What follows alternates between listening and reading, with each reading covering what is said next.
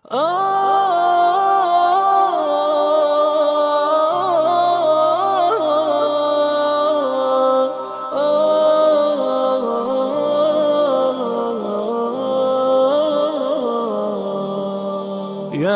حامل القرآن، قد خصك الرحمن بالفضل والتيجان والروح والريحان.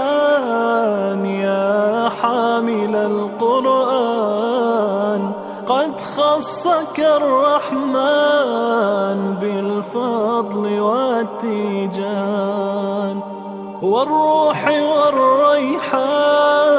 يا دائم الترتيل للذكر والتنزيل، بشراك يوم رحيل ستفوز بالغفران.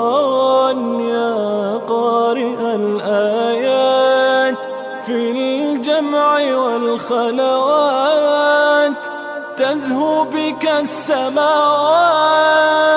وتنتشي الأكوان. يا حامل القرآن، يا حامل القرآن.